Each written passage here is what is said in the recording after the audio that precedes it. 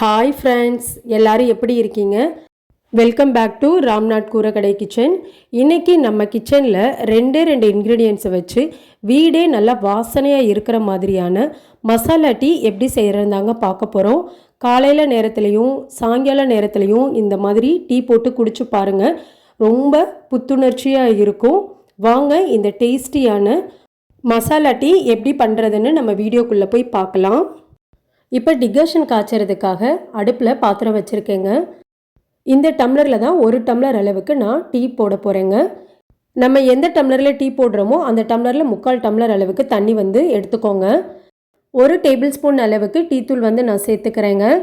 நீங்கள் எந்த brand use பண்ணுவீங்களோ அந்த பிராண்டு டீத்தூள் நீங்கள் எடுத்துக்கலாம். இப்போ டீத்தூள் சேர்த்துட்டு கொஞ்சம் நமக்கு கொதி வர்ற நேரத்தில் இந்த மசாலா டீக்கு ரொம்ப டேஸ்ட்டு தரக்கூடிய 2 இன்க்ரீடியன்ட்ஸ் என்னென்னு பார்த்துடலாங்க. அரை பீஸ் அளவுக்கு இஞ்சி சின்னதாக கட் பண்ணி சேர்த்துருக்கேங்க. இது 3/4 டேபிள் ஸ்பூன் அளவுக்கு இருக்குது. இது கூடவே 3 ஏலக்காய் சேர்த்துக்கலாங்க.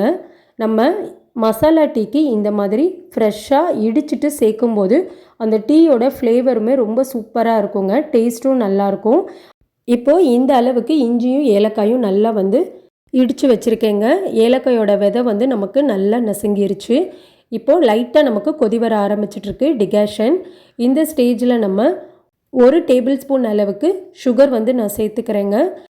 டிகாஷன்லேயே நம்ம கொஞ்சம் சுகர் சேர்க்கும் போது பால் சேர்த்திட்டு நம்ம ஒரு ஆற்றுலேயே டீயில் நல்ல நுர வருங்க. அதுக்காக தான் இந்த மாதிரி பண்ணுறது. சுகர் சேர்த்துட்டு ஒரு தடவை கலந்து விட்டுக்கலாங்க. அடுப்பை லோ ஃப்ளேமில் தான் வச்சுக்கணும். இப்போ நம்ம இடித்து வச்சுருக்க இஞ்சியும் ஏலக்காய் விழுதையும் சேர்த்துக்கலாங்க. லோ ஃப்ளேமில் வச்சு நம்ம டிகாஷன் காய்ச்சும் போது தான் நம்மளுக்கு டிகாஷனில் இருக்க எசன்ஸும் நல்லா இறங்குங்க. இப்போ ஒரு 2 நிமிஷம் டிகாஷன் நல்லா கொதிக்க ஆரம்பிச்சிருச்சுங்க. இனி நம்ம பாலை சேர்த்துக்கலாங்க. 1 டம்ளர் பால் எடுத்திருக்கேங்க, காய்ச்சி எடுத்து வச்சுருக்கேன். இப்போ பாலை டிகாஷனில் சேர்த்துக்கலாம்.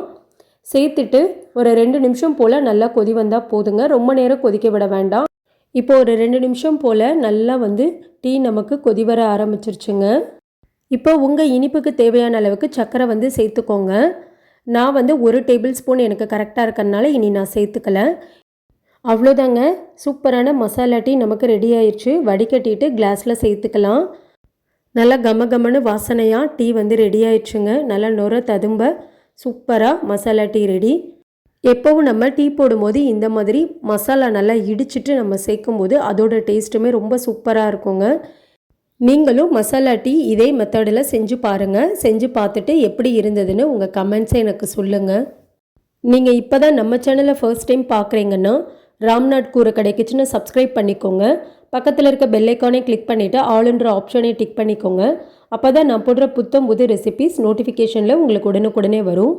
இந்த வீடியோ உங்களுக்கு பிடிச்சிருந்ததுன்னா லைக் பண்ணுங்கள், உங்கள் ஃப்ரெண்ட்ஸ் அண்ட் ஃபேமிலிக்கும் ஷேர் பண்ணுங்கள். இனி நான் வேறு ஒரு இன்ட்ரெஸ்டிங்கான ரெசிப்பியில் உங்களை பார்க்குறேன். Thank you.